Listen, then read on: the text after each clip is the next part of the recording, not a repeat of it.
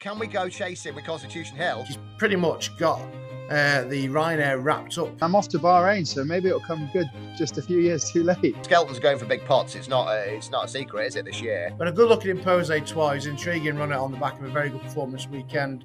Paul Nicholls has been a brilliant trainer for so many years, but do have to worry a touch, I think, for the yard. We've got Frankie, we lose Joel, and we've got Joel, we lose Frankie. Dan Skelton and his Speedos. Now, there's one for you.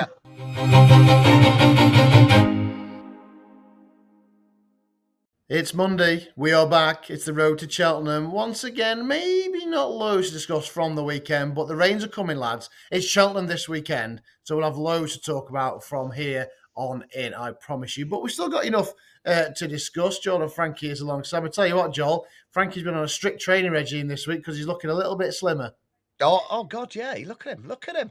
I don't know if he's fallen out on me or something like that, but he never ever appears in the same room as me anymore. I don't see him all summer, and then he makes an excuse like, I've got to go to Bahrain, I've got to go wherever it is. And today he's working in Focus DIY. He's just in the store in the background looking for some paint or something. Yeah, probably. I've just got to build or something. Probably knowing Frankie. Build the Cheltenham pot, lads. Right now because he looks like he may have stalled. Frankie, yes, he is there. No, he's not. Great. Oh, then Jordan, he's still not in the same room as you, Joel. Going really well, this. Isn't it? Look, if he was with us all this, do you know what, Joel? We'll get that sorted. We'll get him in the same room for you very, very shortly. I'm not sure what we're going to do without him. How are we going to cope without him this week? He's all right. He's got a smiling face. That's all that matters. Smiling face. Talk about Constitution Hill. The end, move on, going to Bahrain, then going to Hong Kong, and then having a night out. That's Frankie done. Yeah, Bahrain. I said, are you Cheltenham this weekend? No, I'm going to go to Bahrain. It's a tough life. It is a tough life at the top. Anyway, top of my running order right here says the return of Frankie Foster. Well, it didn't last very long, did it? He's come back slower than I was going to make a Robert Winston gag, but I think I won't do that now. It lasted as long as that, or maybe a Frankie Dettori retirement. Another one. But yeah, there's loads. There is a little bit of stuff to discuss. We'll wait for Frankie to get himself sorted and then to join us. But I must say, please don't forget to like, subscribe. This is the second edition of Road to Cheltenham. Of course, going to bring you a weekly update in terms of the racing action, looking ahead to the greatest show in turf in March. We'll have a couple of live shows, a couple of updated ones of us in person as well throughout the next few weeks. Right, let's try again. Return of Frankie Foster. Welcome.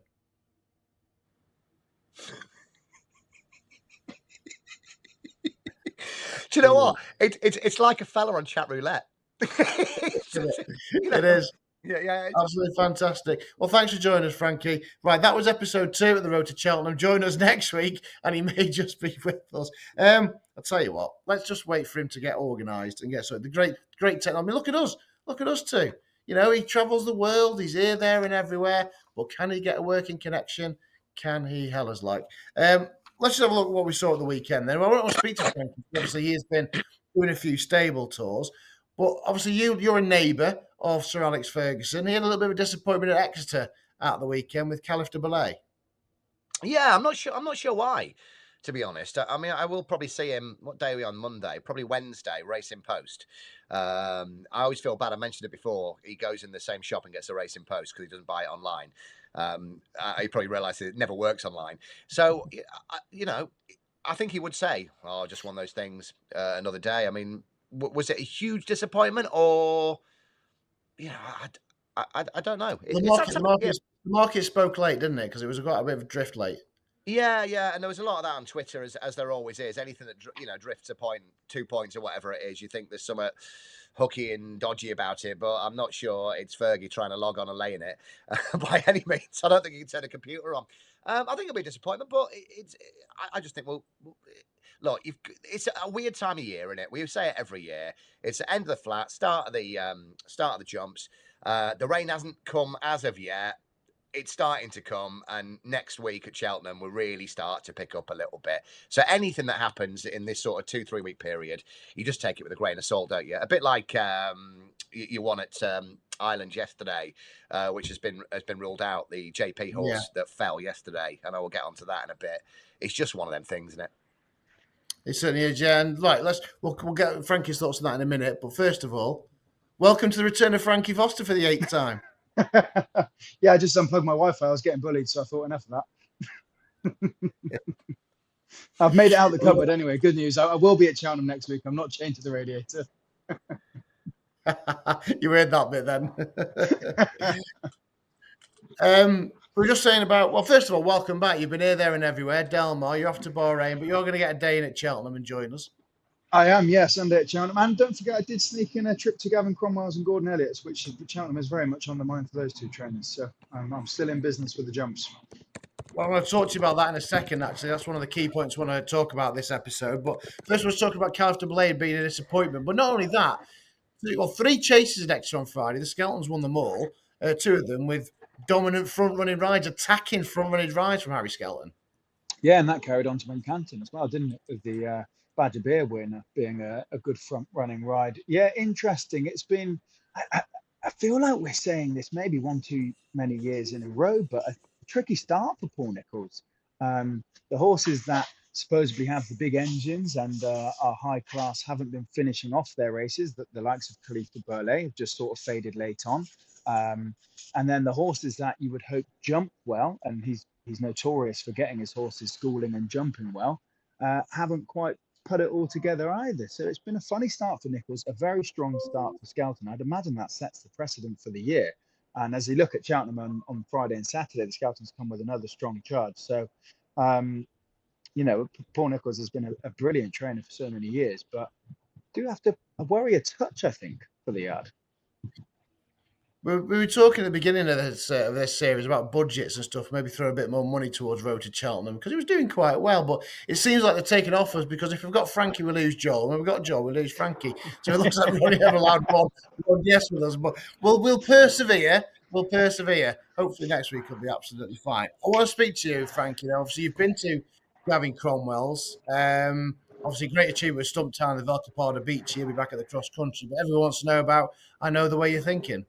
Yeah, very much on track for the Gold Cup. And Gavin Cromwell is a man that if he can say what you could say in 20 words, he would say it in 1. And he doesn't give much away. He's clearly an incredibly talented trainer, but one that, you know, doesn't entertain the media too much. Not that I have anything wrong with that. He's a fantastic trainer and that's how he is. But you should have seen his eyes light up when I mentioned I know the way you're thinking. And I didn't get a reaction quite like that talking about any other horse. And I asked him, did you fancy him pre-Gold Cup? And he goes, oh, yeah, instantaneously. They went there thinking and almost knowing, you know, that they were going to win. So he's very much on track. And I feel like they feel they hold the cards to the Gold Cup. They feel like they're the one to beat and he'll take a similar sort of campaign. So, yeah, he's incredibly exciting for the stable. But tell you what, Matt, obviously, as you do when you go into yard, you start to have a little flick back through the yard's runners and winners. Some trainer for finding angles. You know, Florian Porter was a dual stairs hurdle winner and then won the Kerry National. Stumptown's been a cross-country winner, won the big race in Czech Republic. He had that horse that's hard to pronounce, Percival Le Galois, won over hurdles, then over fences at back-to-back festivals. I mean, I know the way you're thinking, won what did he win? Kim Muir off of whatever mark and then goes and win the Gold Cup. He's doing some job of putting horses in the right races. So he really is a trainer to watch, you know, as we all know. But he's going to have a strong team again this year, isn't it? Yeah, really hard to pronounce and just rattles it off. I'm not sure I got it right. Said it with confidence. So, look, another way you're thinking, obviously he's looking like he's going to take some beating the way he won the Gold Cup last year, Joe. We mentioned the new line for the champion hurdle and Madgeby for the champion chase last week. He's pretty much got the Ryanair wrapped up. I'm talking about JP McManus here with the likes of Factor File in there. Obviously, Jumbo, wherever he goes, he could go champion as well. Jaguar, we've still got obviously in the wings as well. So, you know, look at those 4 races, those green and gold silks. They could be carried to victory plenty in those 4. He hasn't got so much in the stays hurdle. We're going to come on to that very shortly. But JP McManus dominating the jumps world. He's got some massive chances in the big races, as always, but you can see him doing a clean sweep this year. Yeah, and we mentioned this last year, and we touched on it as he's getting up there in age, and it's well publicised his illnesses over the years and what have you. Normally, people sort of wind down, don't they? And we said last year he's putting more into it. I mean, it's genuinely where he gets his his interest from and his buzz. And I would expect it to be the opposite way, where you sort of you run it down. And he's been brilliant for racing. He's kept a lot of those stables going. When Rebecca Curtis and stuff like that, when he was sending horses to her and things, and she's said that could have shut down because they weren't getting the stock in. So fair play to him, and I genuinely hope he does have a good weekend. I mean, a couple of them over the weekend. He had a couple of disappointments and a couple of touches. And I think if you're looking this year, I wouldn't put you off any of the JP horses whatsoever. I mean, is Champ running this year at the age of like 18? That's going to win a big one, I tell you. Yeah, him and Mellon are having their own race. Mellon and Champ. Right, so every week we're going to do a horse in focus, and we had a little think about what we could do this week. And talking about the JP McManus theme, I said he's got all those chances. He's not really getting anything for the Stayers Hurdle until Saturday came along. Now, obviously, Impose Toi is a long way away from a Stayers Hurdle winner right now, but that was his first try at 3 miles. He won with his head in his chest, so it was only a handicap. It was off a mark of 148. Bob Ollinger last year was £10 high going into Cheltenham. I'm not sure how the handicapper's going to react, but he's certainly going to have a say the way he won it. I know they didn't jump many hurdles, but he jumps well. We know he handles Cheltenham. He's won there before. Could he be the one to mix up into a true Stayers Hurdle contender, Frankie? It's not out of the question, is it, Matt? At all. He won with a lot in hand. I'd be fascinated to know what the handicapper does with him, because this is a weird comparison to make, but maybe you'll see it. The way that Iron Maximus won his Grand National, when he was clearly a class above the rest and was able to go round at a steady pace and then sprint finish, reminded me of that in a weird way. They went round at a pace that he could handle, and he was clearly a better animal all the way until Nicky said, right, let's go and win this, and he sped away from them. What the handicapper does with that, I'm not sure. I was trying to think along the lines of maybe Sire de Belay when the attempts off a 151. He's probably going to go higher than that, and definitely going to have to go into graded company, especially because he's won this race so early on in the season. He's not going to get many chances in a handicap, is he? So it seems the likely route. He won really well. He obviously stays. My question, if you were trying to play devil's advocate, would be if he went a stronger pace for 3 miles, would he be able to look so impressive at the finish? You start throwing in the likes of those top 3 mile stairs around Cheltenham when they get going a long way from home. Will he be so good? But you'd have to be impressed with it. And Nico rode him like he knew he was a winner for the entire race, really, which would, again, fill you with confidence. He's obviously been working well at home, because he did ride him like a winner, and he looked really impressive. So I'm not sure what he's priced up at off the back of that, but you'd have to throw him in the mix. There's not huge depth to the division, is there? You'd have to have him in the mix. That's the thing. There isn't huge depth, Joel. And you look at it and you say 148, the handicap will have his say, but you think the handicap is now, certainly the Potemps final, there'll be something in there lurking, you would imagine, is off the agenda. And it would be graded races. I know it's a very different contest. They did miss the flights in the home straight. They didn't jump many. It's a flat track, but we know he does handle Cheltenham. And you look through, JP hasn't really got much for the Stayers Hurdle. Could he go but to he the long could be walk? the one. Maybe a shout for him? Christmas? Yeah, he'd probably go. Yeah, well, you'd imagine so. Would he go? Well, you've got Newbury. You've got the long distance one at Newbury upcoming, and then you've got the long walk at Ascot. It's about 6 weeks away, isn't it? I think, at Ascot. Yeah. Wouldn't be a bad race to test him against graded horses. No. Or would he go Cleve later on in the season, trials day, and then head there? But he's making up into potential one, Joel. Yeah, I pretty much what Frankie said, but I mean, the application of cash was there from the start, wasn't it? The story of the race was the market, and like Frankie said, Nico knew. I mean, and the commentator was there, he was cruising 2 out, and he gave him 3 cracks just to make sure, and I was really impressed. But I really liked Kintara in that race. We put it up at 4s. Got the value. 4s on the Punters Guide, and I thought, because of the name of the trainer and whatever, that's not a bad price. But I tell you, 2 out, I was thinking, it drifted to 25s, and I'm like, I tell you what, horse doesn't know his price here. And then you just see the green and gold coming up. And is it the first 4 that qualify? Well, I mean, to Yeah. be fair, Yeah, the first four that and qualified, and he nicked fourth, and actually he was only beaten into, it was a photo for second, third, and fourth, really, wasn't it? So he actually ran a good yeah. race at 25s. So whatever the handicapper does to the winner, what's he going to do to the other three? But there's a nice one in Kantara. There is a nice one, and I think it was off for its life at the weekend as well. When you saw the drift, I was like, well, this is going to be out the back of the telly. And Charlie Deutsch was quite quiet, but that's his riding style over hurdles. So that's 100% on my radar. If you like the winner, you've got to like Kantara. Yeah, she'll be racing him somewhere. Anything else the weekend? Obviously, Spillane's Tower disappointing. He's ruled out of Haydock in a couple of weeks on the back of that. Only by night, winning. Yes, I was going to Should be a big. rewind there. Yeah, I thought she beat a decent field. I was just having a look at that map. Champ Kylie in the Atlantique, even in the pocket. There's some nice horses in there, and she obviously ran well at the festival last year, didn't she? At a bit of a price, but again, she was a horse that on paper lots of people couldn't fancy. But Gavin Cromwell in the post-race interview, I remember saying he wasn't surprised. Could she be a champion chaser? Could she go 2.5 and be a mare's chase? She can pretty much do anything, Joel. Yeah, 100%. In the comments last week, can you tell the English people to pronounce Spillane's Tower, please? It's not Spillane's. What you're talking about? Yeah, so noted. Did anybody see the ride from James Bone yesterday on one of Noel Feely's syndicate horses?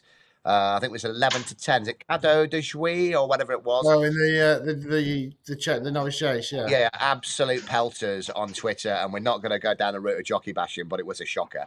That'll win next time out, and I think as well they really like this horse. And if you're riding for a jockey or former jockey of someone's caliber like Noel Feely, who it was absolute mustard, I'll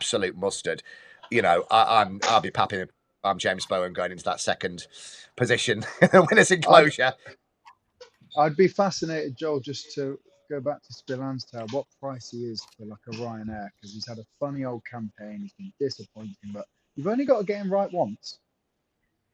He'd be taking a big chance, but if he was a big enough price, you could have a crack.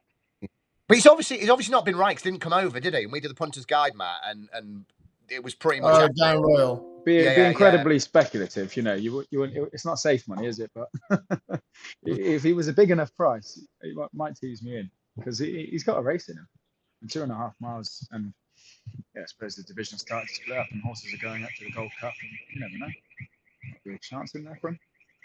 I'm just having a look. I mean, are we thinking maybe more gold? I mean, he's got so many JP for the Ryanair. No, he is in there at 25s.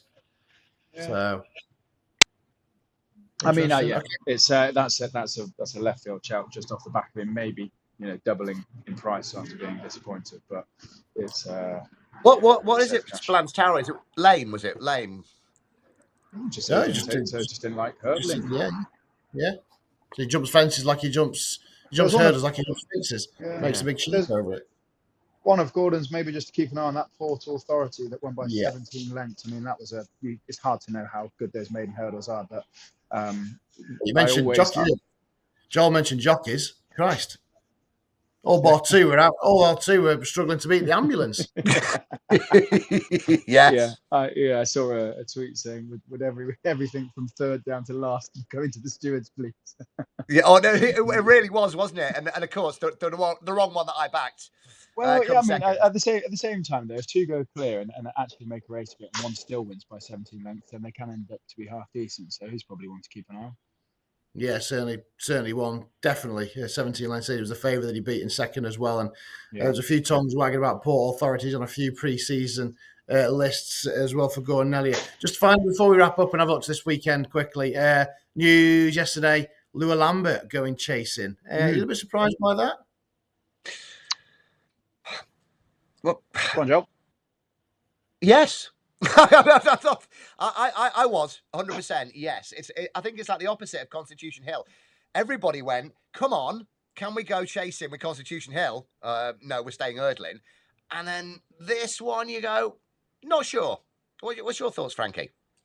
Now they've announced it, not necessarily surprised. I wouldn't have predicted it, but now that they've said it, I'm not necessarily surprised. I don't know whether just because he's in the Donnelly Silks and Sagino was such a class classy chaser in his first season over fences, and you kind of start to envision the same thing amongst the comments of how well he's taken to it at home. So it's not a huge shock now they've announced. It's actually really exciting. I'm keen to see how he gets on. But yeah, he can jump. If he can jump a fence, well, brilliant. But you're going to get thrown in the mixer against maybe slightly tougher horses this early on in his career. So it'd be an interesting one. But he was obviously very well thought of last year, wasn't he? And competed at the top level. So. Right, join us on Friday because obviously our Punters guide looking ahead to Cheltenham this weekend. Great racing.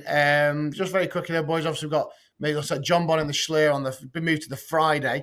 Obviously, no cross country race. Then we've got the Paddy Power Gold Cup, and then we've got the Greatwood as well, where entries are in. Obviously, I'm really looking forward to seeing Jaguar. We have got a John Joe Jr. stable tour going out on Wednesday evening as well on our YouTube channel. So have a look at that, run through some of his big rides from Jack Doncaster this season. Also, we'll touch about Jaguar and Iraco as well. And obviously, Joel, you got your mate Celtic Dino going for the Greatwood. So it's a big weekend all round. Yeah, 100%. I mean, I was really happy in the Sefton at the weekend. I got my big nap of the weekend. Sam Thompson. I was calling Sam Thompson. I worked with Sam Thompson and Sam Thomas. Sam Thomas. I got two or three fences. I got for my money this weekend. But yeah, Celtic Dino this weekend. I think we should be taking a second look at that. Okay. Frankie, I know you're off to pastures very sunnier and warmer over at Bahrain, but you'll be back in town for Cheltenham on Sunday. What are you most looking forward to on those 3 days? You know what? I don't think Load of Sun, if with 9 places, is it each way better this early on in the week is a bad shout. John Bonk throwing a bad one, and Load of Sun was getting better and better last year, and the Skeltons are absolutely flying. I don't actually think that's the worst shout, presuming he is going to the Schleer, I think. And look, and Skelton's going for big pots. It's not a secret, is it? This year, we have mentioned a couple of times, and it's quite open. He's going for big pots this year, and even just to get some prize money. So I completely agree with you there, Frankie. The Sun was that the Sun Lounge your horse, Load of Sun? It is, and I'm off to Bahrain, so maybe it'll come good just a few years too late. Well, come full circle, of course. Was it for the Greatwood this year when you were in Bahrain last year? Was it what? Was it this meeting last year when you Yeah, and he won and then prior, because it kick-started when he ran in the Greatwood, but then after trial and then now onto the Schleer. So yeah, it's this time of year the speedos come out and Load of Sud gets racing.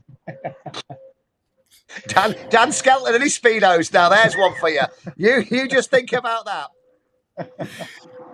And on that note, I think we will just leave it there. So, yeah, a short episode this week. But, we had a good look at Impose Toi. He's an intriguing runner on the back of a very good performance weekend. Lua Lambert going chasing the big news. Touched on a few from Ireland.